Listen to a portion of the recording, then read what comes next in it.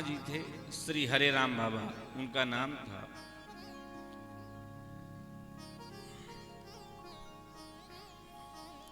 गुजरात तरफ का उनका शरीर था और उनके पिताजी उस समय तहसीलदार थे। राजाओं का जमाना था, तो उस समय बताते थे कि 16 लाख जो मुद्राएं होती थी वो जमा करते थे टैक्स के रूप में राजा के पास, और बाकी जो बचता था लगभग उसूली करते तो 40-50 लाख के आसपास उस समय उसूली करते, तो 16 लाख जमा करते, बाकी उनके पास रहता। तो बहुत एक तरह से रजवाड़ा ही था। एक ही उनके पुत्र थे और वह भी ऐसे विचित्र महात्मा हो गए कि विवाह हुआ और विवाह में उनके मित्र के पिता ने उनसे कुछ कर्जा लिया और कर्जा दे नहीं पाए, तो इन्होंने कहा कि कर्जा नहीं दोगे तो घर खाली कर, पैसा मेरा तो चाहिए क्योंकि ब्याज भी बढ़ गया है। अब पैसा कहीं से आए नहीं तो क्या करें।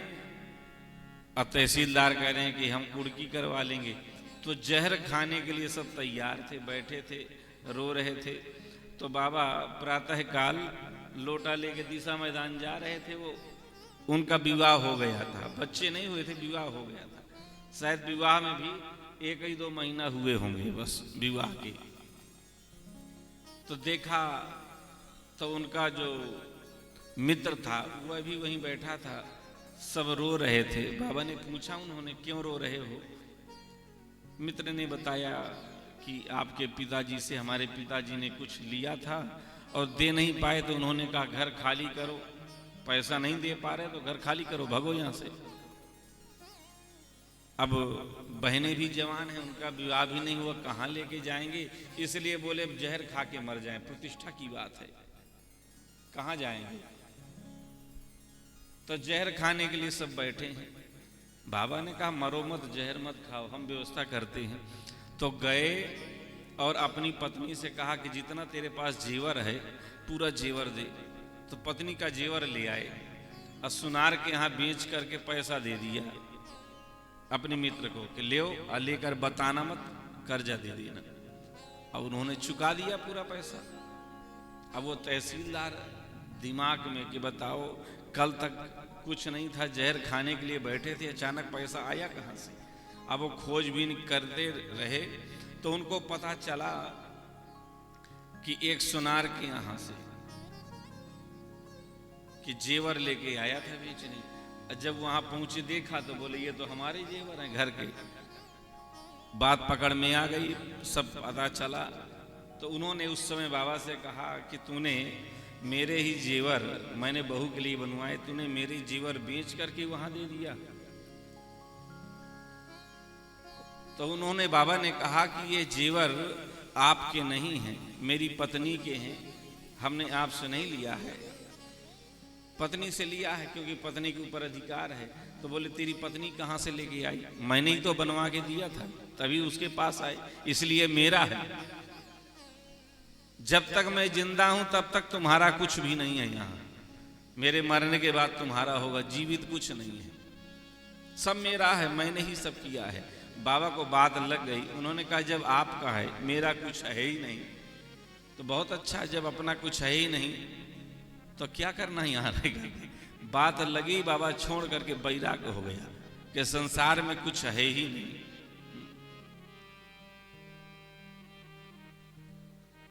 तो पत्नी से अनुमति लेकर के वहां से आए और राजस्थान क्षेत्र में जब आए तो वहां हनुमान जी का दर्शन हुआ, एक सिद्ध महात्मा का दर्शन हुआ और उन्होंने उनको हनुमान जी का दर्शन कराया और हनुमान जी महाराज ने प्रकट होकर के लड्डू भी खिलाई, उनको भूख लगी थी। और वहीं उन्होंने मंत्र दे दिया कि महामंत्र का जप किया करो। अब बाबा महामंत्र का जप करने लगे तो ऐसी सिद्धि उन्हें प्राप्त हो गई कि जब कीर्तन करते थे तो हनुमान जी महाराज प्रकट होकर के वहीं बैठ जाते, सुनते थे। ऐसे सिद्ध महापुरुष थे। उनका नाम पड़ गया हरे राम बाबा, क्योंकि महामंत्र का कीर्तन करते सब लोग हरे राम बाबा कहते थे। बहुत सिद्ध महात्मा थे। तो वो एक बार पहुंचे एक गांव में। झांसी क्षेत्र की बात है, वहीं पास में गांव पहुंचे, मऊरानीपुर के पास, उसके पहले ही एक गांव है। तो जब वहां पहुंचे, मुड़ारा गांव था, वहां जाते रहते। तो बाबा जब वहां पहुंचे तो क्या देखे कि रात में एक चुड़ैल आ गई। बाबा जहां बैठे थे भजन करने के लिए, उसी समय वो भूतिनी आई। बाबा ने देखा, रे तू कहां से आ गई, तू तो जिंदा थी। बाबा पहचान गए, बोले तू जिंदा थी, तू कहां से आ गई। तो चुड़ैल बन गई, प्रेतिन बन गई। तो उसने कहा, बाबा मेरा उद्धार करो। और उसने बताया किस कारण से मेरा पतन हो गया और मैं कुएं में गिर करके आत्महत्या मैंने कर लिया और मुझे चुड़ैल बनना पड़ा, प्रेतिन बनी। तो बाबा ने पूछा कि कितने लोग हो तुम लोग। बोले यहाँ पूरी फौज है, कम से कम 15-20 हैं, 15-20 और हैं ऐसे ही। तो हम आपकी शरण में आए हैं, आप हमारा उद्धार करो बाबा, बहुत दुखी हैं, उद्धार करो। उन चुड़ैलों ने कहा। तो बाबा ने कहा, ऐसे ही उद्धार होता है? तो कैसे उद्धार होगा? बोले बताओ, यहाँ पड़े सूखे टिक्कड़ मिल रहे हैं तो घी ले गया तब उद्धार होगा। तो बाबा घी और दूध के ज्यादा प्रेमी थे, तो घी था नहीं, सूखे टिक्कड़ पाते थे। तो बाबा ने चुड़ैल से कहा, इसे उद्धार नहीं होगा, ढी ले गया, ढी। तोतले बोलते थे। तो बोले ऐसे उद्धार नहीं होगा, ढी ले गया। तो वो चुड़ैल गई और जो वहां गांव का सरपंच था, तो सरपंच के बहू के खोपड़ी में बैठ गई, सरपंच के बहू के ऊपर बैठ गई। अब वो तबीयत उसकी खराब, झाड़ा फूंका देने वाले जब आए तो उन्होंने कबूल करा लिया। बोल तू कैसे जाएगी? तो उसने कहा घी से जाऊंगी, पहले मुझे घी ले गया। अब ऐसे घी नहीं, शुद्ध गाय का घी चाहिए, जितना घी धरा हो पूरा घी लेकर के आओ। तो उसके यहाँ बढ़िया गाय का जो शुद्ध घी था वो लेकर के आया। बोली ये घी को लेकर के जाके बाबा को दे के आ, बाबा के पास भेज दो तो मैं छोड़ के चली जाऊंगी। तो 3 किलो गाय का घी लेकर के जब बाबा के पास वहां पहुंच गए और चुड़ैल छोड़ के चली गई। फिर वो चुड़ैल पहुंची, बोले बाबा अब उद्धार कर दो, अब तो घी आ गया, अब उद्धार कर दो। तो बाबा ने कहा, अब तुम ही बताओ कि तुम्हारा उद्धार कैसे होगा। बाबा ने उस चुड़ैल से कहा, तुम बताओ तुम्हारा उद्धार कैसे होगा। तो उस चुड़ैल ने कहा, प्रेतिन ने कहा कि हमारा उद्धार शिव पुराण से होगा। आप शिव पुराण की कथा करवा दो तो इससे हमारा उद्धार हो जाएगा, जितने भी यहाँ सबका उद्धार हो जाएगा। तब बाबा ने फिर वृंदावन से भक्तमाली जी महाराज उनको बुलाया।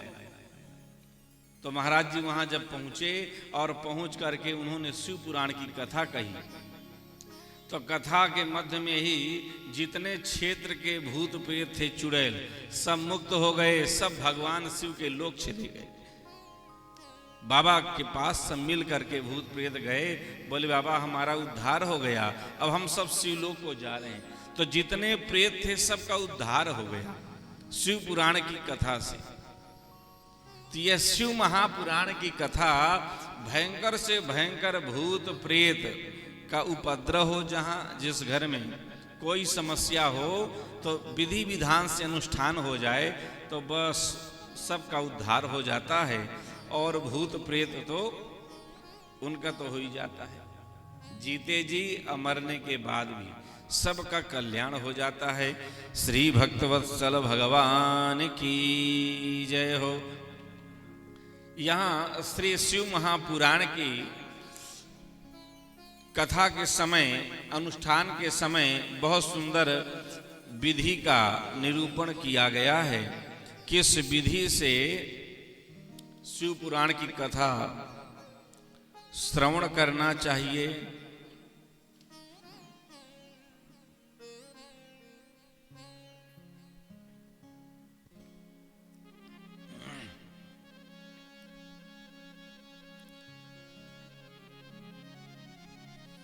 श्री सूत जी महाराज कहते हैं कि संकल्पमासनम दिव्यम शंकरस्य परात्मनः वक्तश्चतुरापि तथा दिव्यमासनम सुख साधनम। यहाँ पहले जब मन में यह विचार आ जाए, यह भाव संकल्प हो, तो उस समय बहुत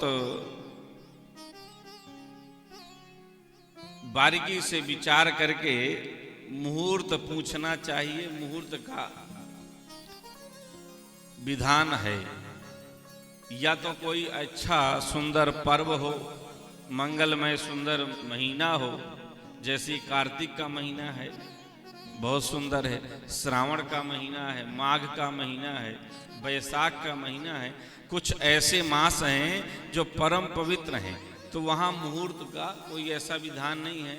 नवरात्रि का समय, रामनवमी का समय, शिवरात्रि का समय, चतुर्दशी आदि, तो बहुत ऐसे मुहूर्त हैं।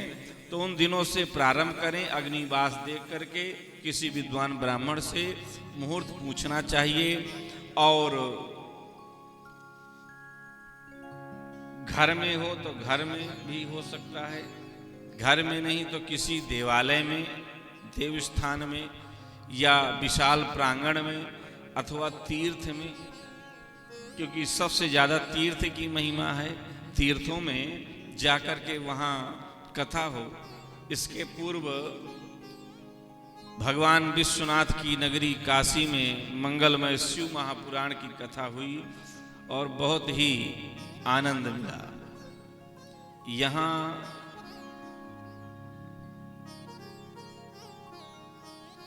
यहाँ से कोई नहीं गए?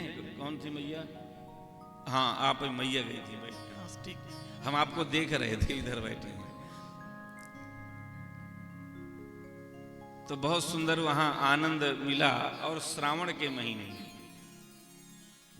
और ऐसी जगह जहां बाबा विश्वनाथ जी के पास, इधर विश्वनाथ जी, इधर काल भैरव जी, दोनों के बीच में ही बहुत सुंदर जगह मिली। भोले बाबा ने शरण दिया वहां। तो किसी मंगलमय तीर्थ में, अब आगे का भी क्रम है। अब देखो भगवान कब बुलाते हैं। द्वारकापुरी का संभवतः विचार बना है। जो वहां गए हैं तो उनका भी, उन लोगों का भी विचार है, और फोन के माध्यम से भी चर्चा हुई है कि द्वारकापुरी के लिए।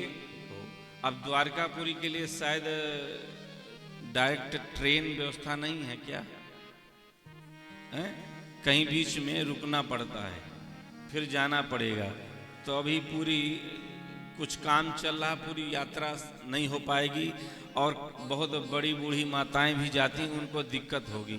इसलिए अभी वो यात्रा बढ़ा दी गई है।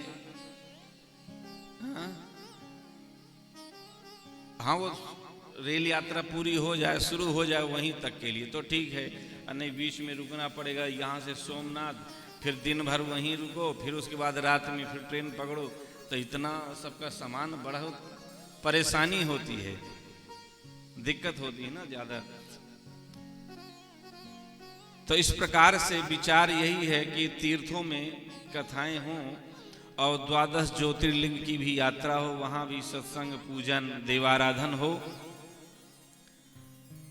वृंदावन में भी, वृंदावन से यात्रा प्रारंभ हुई। वृंदावन में भी श्रीमद् भागवत महापुराण